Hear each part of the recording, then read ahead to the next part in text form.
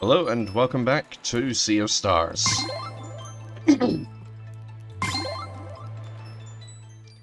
So, last time I fought, last time we fought the Dweller of Torment.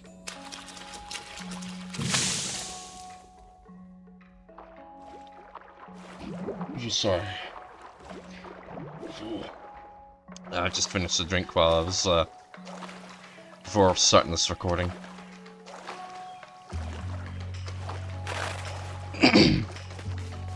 Oh yeah. At the time of this recording, I've already recorded the video that will be up after this one. I recorded the other one first, because it was one that I could get done quick and easy. Okay.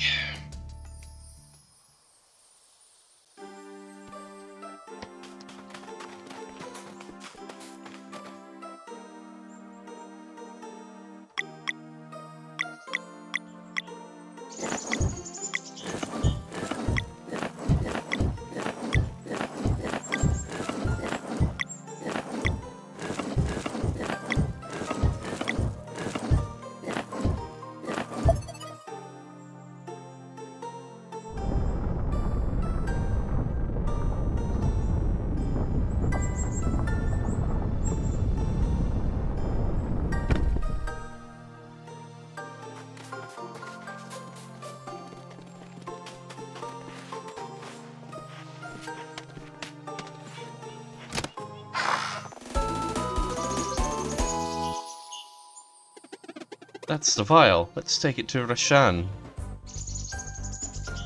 Okay, you know, if I knew it was going to be that easy, I would have just done it in the last recording. Just one sec. I just need to close my door.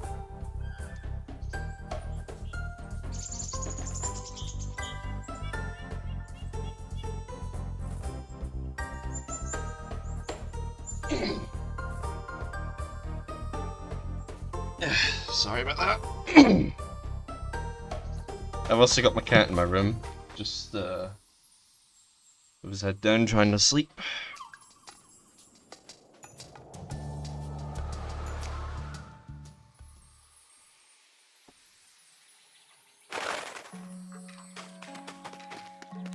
Alright, I believe that was the portal back. Actually, wait, I want to go visit the shop first.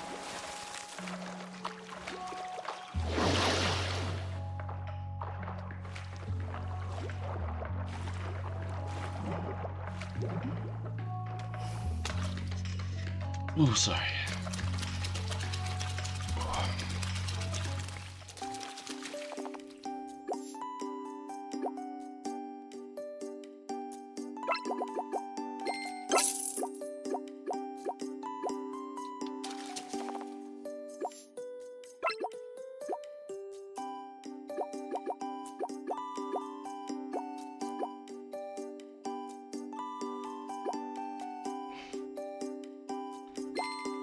Yep.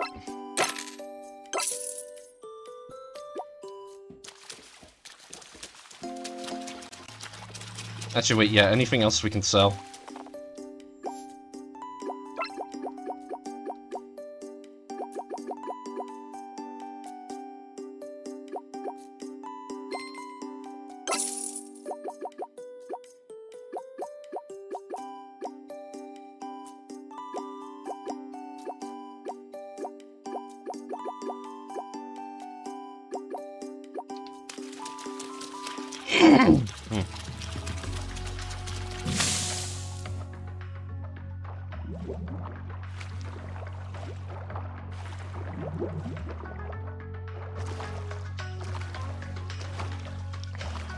Alright, now we can go back to the archives.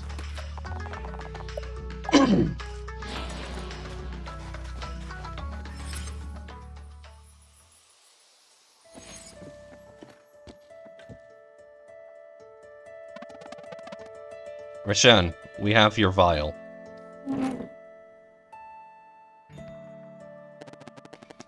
It appears so. Let's make sure it's not an imitation. Garl, would you kindly throw it at the wall? With all your strength. Won't it break? Hopefully. Well, okay.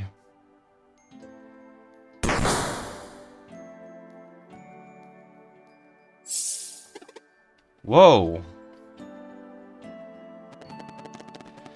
Vial of time, oh how I've missed you. Thank you for recovering my most prized possession. You have shown much bravery. You better hold up your end of the bargain now. No more errands. Oh, make no mistake, I'm coming with you.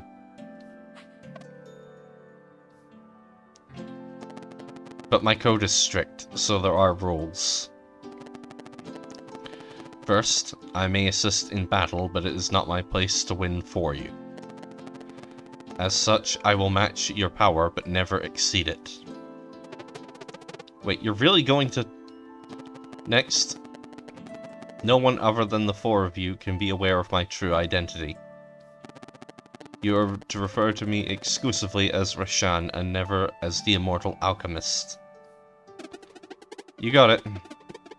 Might want to be extra careful around Teaks, though. Lastly, and most importantly, I am under no circumstances allowed to fight a dweller. If a confrontation...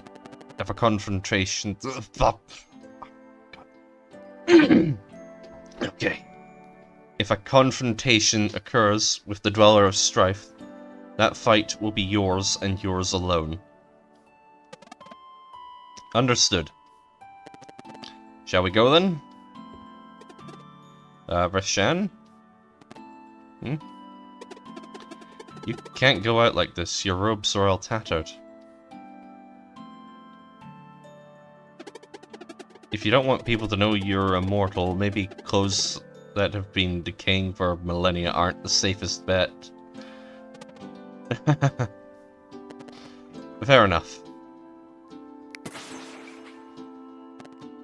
Better? Totally. Then lead the way. Mesa Island is the one with a giant stonehead to the northeast.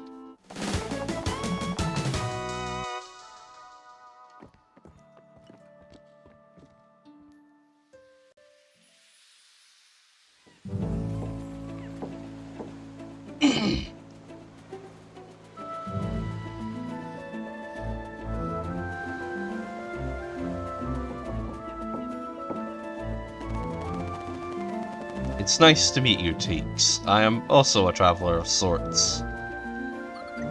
Resh'an, huh? So you make potions? You could say that. Now wait a minute. There's more to you.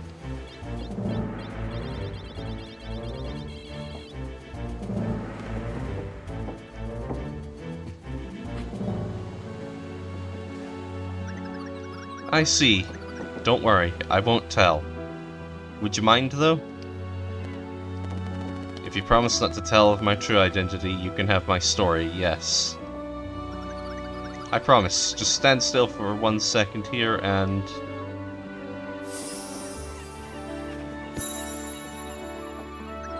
Thanks.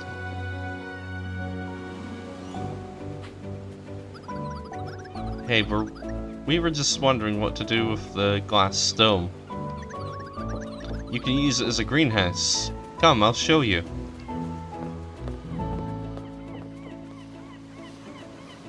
Oh, glass dome? Potion guy is welcome to stay, of course. Mesa Island, huh? That's where we're headed.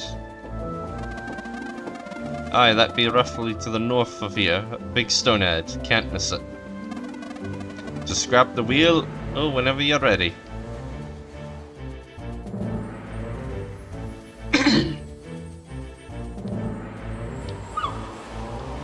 Actually, we're entering the ship. I want to take a look.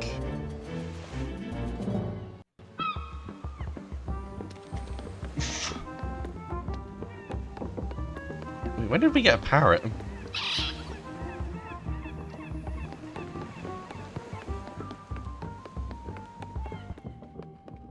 Oh, this was the captain's quarters. Miss Island is to the northeast, the one with a giant stone head. Alright, so he's not going to say anything.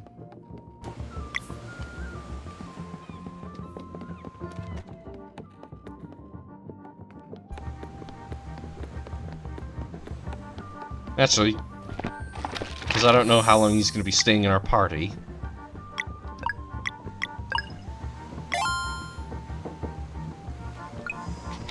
I'm just going to return to the title quickly.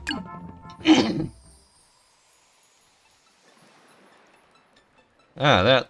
So he does stand there. Cool.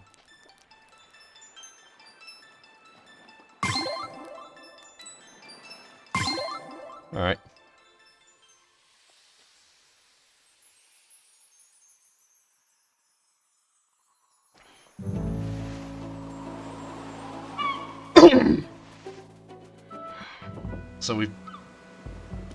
So we pretty much just lost the captain's quarters. I don't trust the alchemist yet. Fair enough.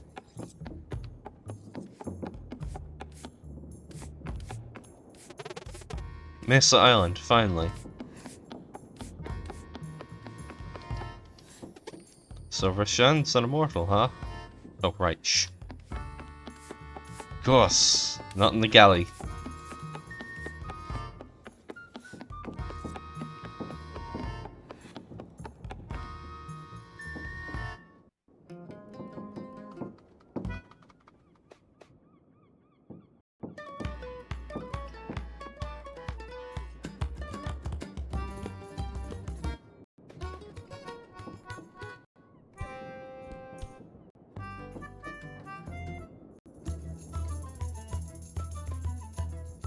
Yeah, sure, we'll go with that one.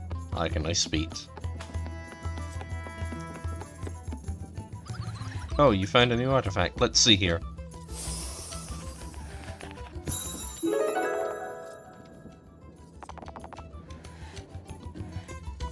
Ooh.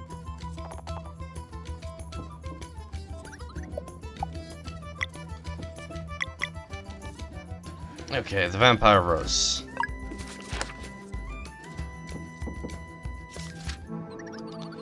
There once was a botanist who attempted to trick death by growing a rose so pretty she couldn't bear to reap it.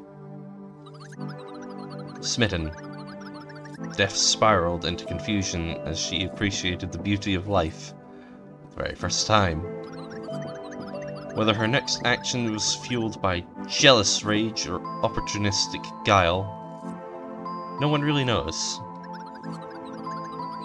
Using wicked magic, she turned the flower into something even more beautiful, but very cursed indeed. The Vampire Rose.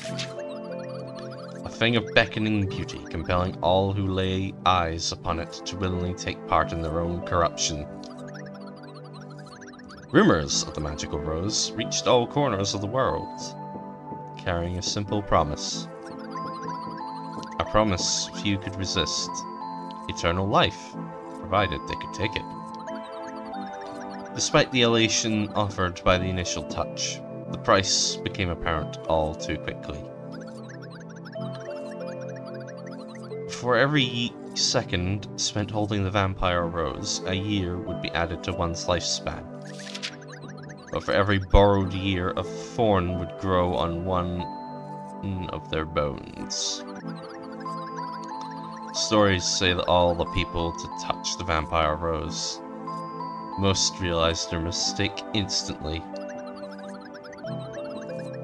having extended their lives by but a single year. They'd release their grip and live on, with a very painful reminder felt in their every move. But there were others unable to stop themselves, and became what few would describe as human, or even alive. Though it is unclear whether the Vampire Rose yet exists, everyone agrees on one thing. It appears that in the end, Death always gets the last laugh in the faces of those foolish enough to try and cheat her. The end.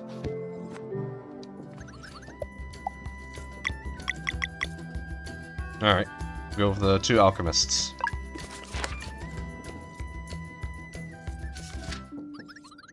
Countless millennia ago, two powerful alchemists named Resh'an and Aetheral set out to create the elixir of life, and succeeded. As all things in alchemy come at a price, the gift of immortality caused their bodies to decay, leading them to conceal their hideousness under colorful robes. Reveling at first in the bright side of their immortal coil, they spent centuries nurturing the world and creating wonders to inspire its mortals. Over time, however, Aetheral grew increasingly jealous of the ephemerality he would never taste again. Thus began his wicked journey into the forbidden schools of alchemy. A journey which would see every last bit of good in his heart dissipate as he experimented with soul, bone, flesh, and blood alike. As fate would have it, Aetheral fully embraced evil and emerged as the Fleshmancer, a vengeful immortal plaguing the world with his monstrous creations. Resh'an tried intervening as best he could, but all that ensued was unspeakable chaos and collateral damage as the two former friends fought with godlike powers. After much struggle, Resh'an discovered the Flesh Minion's only weakness to be solar and lunar magic, a power bestowed upon those born during a solstice. He began training these children to become solstice warriors, singularly tasked with culling the numbers of the Fleshmancer's creations.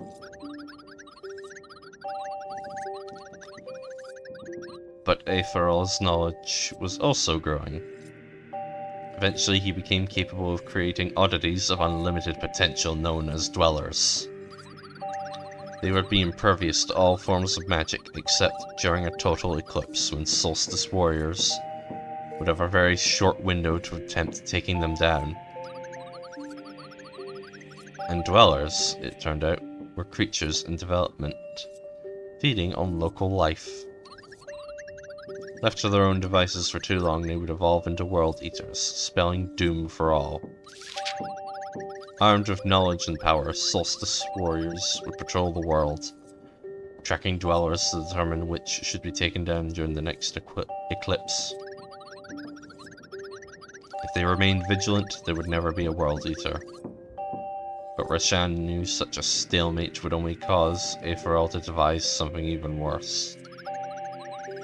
In a desperate attempt to get ahead, Resh'an boldly performed transmutation alchemy on the very space-time continuum itself. After successfully splitting reality into countless timelines and parallel worlds, he shelved his alchemy vial and took up the mantle of Archivist. On an endless journey across all realities, he would catalogue every possible outcome in search of a resolution to the throes of the Fleshmancer. Meanwhile, Aetheral rejoiced at the infinite number of opportunities for destruction that had just opened up to him. To find some measure of peace amidst their mortal conflict, the two alchemists made a pact to let the fate of each timeline play out on its own. And so the game of cat and mouse began, played by Dwellers and Solstice Warriors on one level, and by Resh'an and Aetheral on another. Across a myriad of timelines and over numerous centuries, some worlds would never be visited by Aetheral, while others would be cursed by his mark. Once marked, it was only a matter of time until a world met its finality, often following centuries of struggle. Each would either be destroyed by a world eater, were permanently saved by the ascension of a pair of solstice warriors into guardian gods. As to when Resh'an plans on recomposing the timelines, or whether he even knows how, remains to be seen. The end.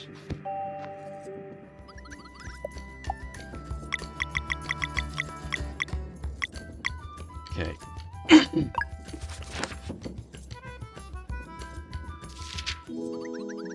It was as compelling as invitations could get. All of the best artisans the world over received it. A personalized letter signed by the mysterious Great Eagle. Enclosed were directions along with the promise of a worthwhile endeavor and a touch of magic. They gathered en masse on the barren island to the southwest, hoping to meet the mysterious Great Eagle who had signed their invitations. But all they found when they arrived were 3 vials, 2 of which were sealed. When they opened the first vial, it became clear to all that there was even more to the Great Eagle than what the stories had shared. As the cork was removed, a solar eclipse occurred, and magical light flew in from above the sky, reshaping the peninsula into a crescent. At the end of its dance, the light coalesced on the cliffside and gave birth to a tree so beautiful, it appeared to belong in a dream. The celestial willow rose up while the grass turned to its signature purple hue. As if the magic had spoken directly to their minds, the builders knew exactly what they had to do. They would build the town of Mooncradle and hold a festival by the celestial willow twice a year, in expectation of the Great Eagle's visit. Unless they happened to be born in Mooncradle, children of the solstice would never know their real parents. So that no one would feel different or rejected, Mooncradle was built around one core tenet: community. They built a common dormitory for everyone, along with a single shared dining hall. The Zenith Academy was also clearly visible in all their minds. They built it, but had no idea how to give it its final touch. That was when the second vial uncorked itself. Glowing runes flew out and embedded themselves into the Academy's foundation, enchanting it with levitation magic. The school in the sky was born.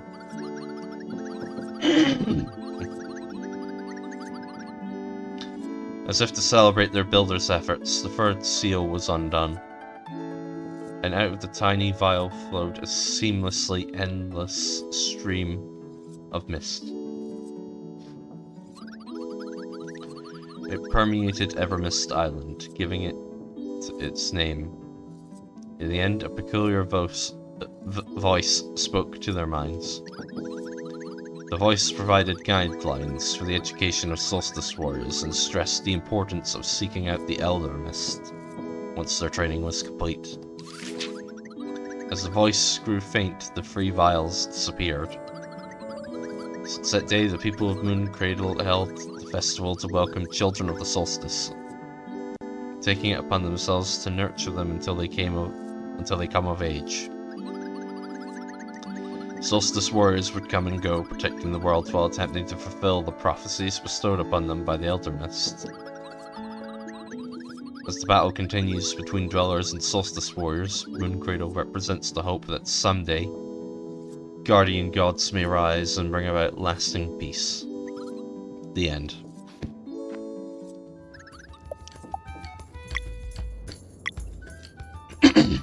Alright, one more story.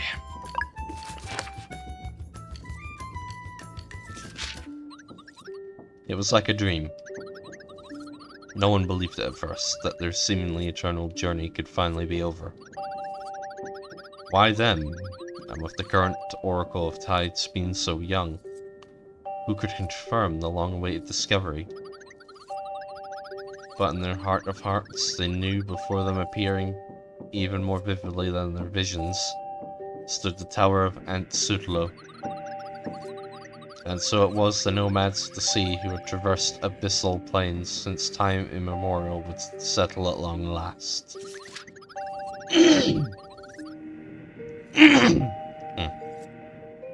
Sorry. Having reached their promised land, they started building next to the tower. In Dokari village, generations would come and go, each following the guidance of their respected Oracle of Tides. Since that day, they have been the guardians of Antsudalo, waiting for those destined to open its gate. In this new era, memories of their nomadic days live on in classic tales, retelling the deeds of great explorers and formidable warriors. The most popular by far is the Battle of Fate's Guyot. I think that's how it's pronounced. A story with so many versions, it may very well be just a myth. To the best of their abilities, historians have pieced together hints from various retellings of the battle, some even dedicating their lives to the subject. It is generally accepted as fact that the Dokari almost went extinct while crossing the territory of a giant sea slug. What happened next is a matter of much debate, depending on the interpretation of key passages and the credibility of certain sources. Some claim the Battle of Fate's Scout never happened, dismissing it as a fabrication meant to scare off would-be pillagers of ancient Dokari treasure. This theory is mostly seen as a stretch, however, given that such looters' inability to breathe underwater would already be deterrent enough.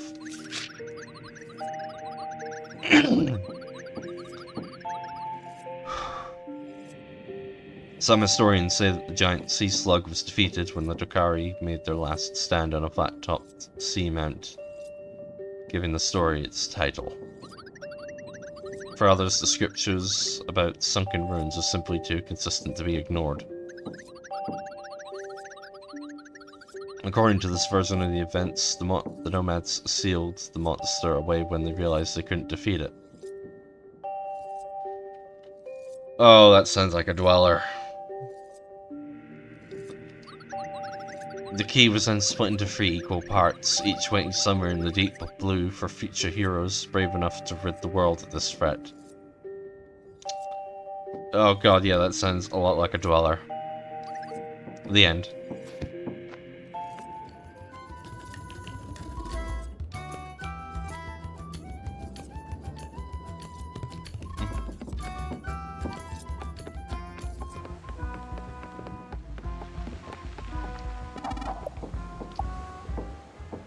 Alright. Last time I picked up a key for the headmaster's office, and I cannot for the life of me remember if I actually went to take a look at the office, so...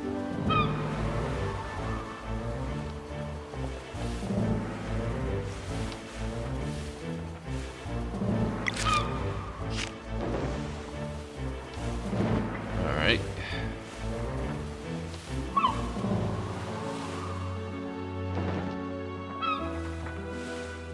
That was the button. Okay.